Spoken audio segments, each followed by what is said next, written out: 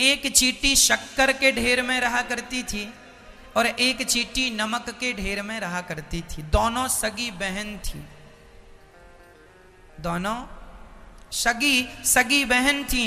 एक चींटी नमक के ढेर में रहती थी, नमक खाती थी, और एक शक्कर के ढेर में।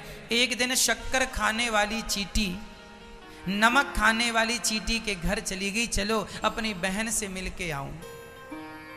तो शक्कर खाने वाली चींटी जब नमक खाने वाली चींटी के घर पे गई तो नमक वाली चींटी से मिलके बड़ा गले मिली, दुलार हुआ, हाल चाल पूछा नमक वाली ने, बहन कैसी हो। शक्कर खाने वाली ने कहा बहन बहुत अच्छी हूँ, भगवान का दिया सब कुछ है, सुखी हूँ, सब ठीक ठाक चल रहा है, भगवान बढ़िया खाने को देते हैं, बढ़िया खाती हूँ, मैं शक्कर खाती हूँ।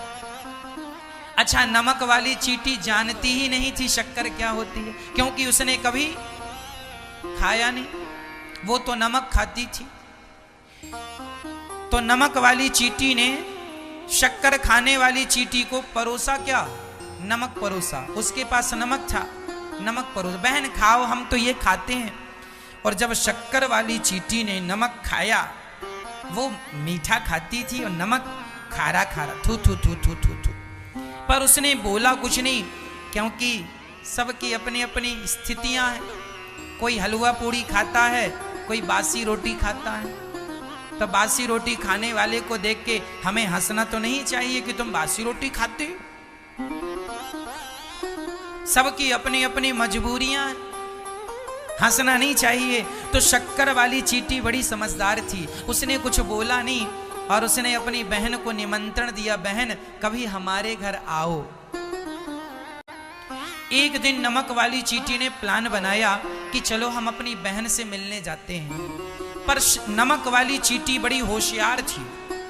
उसको लगा यदि हम अपनी बहन से मिलने गए, उसने कहा था हम शक्कर खाते हैं, पता नहीं वो शक्कर जाने कैसी होती होगी, हमारे नमक से अच्छी होती है कि नहीं, पता नहीं हमें अच्छी लगती है कि नहीं। एक काम करो, अपना थोड़ा सा नमक लेके ही चलो, भूख लगी तो खा सकते हैं। तो नमक वाली चींटी जब गई तो अपने मुंह में नमक का ढेला दबा के ले गई, यहां किनारे पे, यहां दबा लिया, नमक लेकर गई और शक्कर खाने वाली चींटी के पास पहुंच गई। शक्कर वाली ने गले लगाया, बहन कैसी हो, बड़े दिनों में आई हो, बैठो, सब हालचाल अच्छा, सब कुशल मंगल है, जरा बैठो। पानी पिलाया, अब परोस दिया शक्कर, ले बहन शक्कर खाओ। अब वो नमक वाली चींटी जो थी, उसके मुंह में एक्चुअली नमक का ढेला ऑलरेडी पहले से था, तो नमक होने के कारण वो खा तो शक्कर रही थी, पर उसके मुंह में नमक होने से शक्कर भी खारी हो जा रही थी। क्योंकि शक्कर खाने के पहले आप जरा मुंह में नमक रख लीजिए और शक्कर को नमक के साथ मिला के खाएंगे तो शक्कर का स्वाद कम आएगा, नमक का स्वाद ज्यादा आएगा। आप प्रैक्टिकल कर सकते हैं। उसके मुख में नमक था और वो शक्कर खाए, 10 मिनट से शक्कर खा रही थी। तो शक्कर वाली चींटी ने पूछ लिया, बहन ये बताओ शक्कर कैसी लगी। तो नमक वाली ने कहा, बहन कैसी भी नहीं लगी, जैसे रोज लगती थी वैसी लग रही है। अब शक्कर वाली ने कहा, राम राम, ये शक्कर के ढेर पे बैठ के कुछ गड़बड़ है, बहन अपना मुंह खोलो। जब मुंह खोला तो उसके मुंह में इतना बड़ा नमक का ढेला, अरे इसे गिरा, उसे हटाया और जब हटा करके शक्कर खाया तो वो नमक वाली तो नमक भूल के शक्कर की दीवानी बन गई। वाह इतनी बढ़िया, हमने तो पहली बार खाई है, कभी खाया नहीं, तुम इतना बढ़िया खाती हो बताया नहीं। शक्कर वाली ने कहा, 10 मिनट से तुम खा रही थी लेकिन तुम्हारे मुंह में नमक था। उसी तरह वो नमक वाली चींटी और कोई नहीं है, हम सभी वो नमक की चींटियां।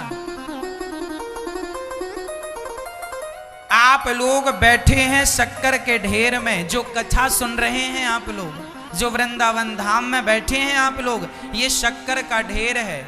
शक्कर के ढेर में बैठकर आप खा तो शक्कर रहे हैं, लेकिन शक्कर का स्वाद नहीं मिल रहा, क्योंकि आपके मुंह में ऑलरेडी पहले से नमक दबा है। ये नमक क्या है? बेटा बेटी की मोह ममता, धन दौलत पद प्रतिष्ठा की तुम्हारी ये जो मोह ममता है ना, बेटी ठीक हो, वो ठीक है, तुम ठीक रहो यहां। हाँ सब कुशल है वहां, तुम अपना ध्यान रखो।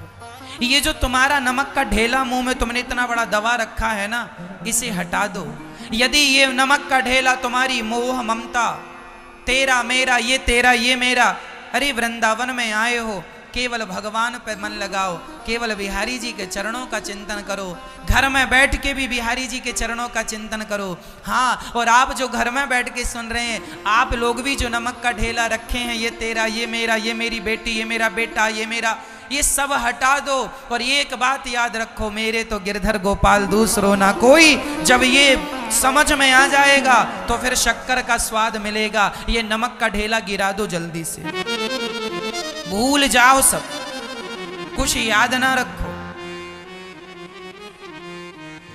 पर विडंबना ऐसी है कि बुढ़ापे में भगवान थोड़ा थोड़ा सब भुलाने लगते हैं तो आदमी चमनप्राश खाना शुरू कर देता।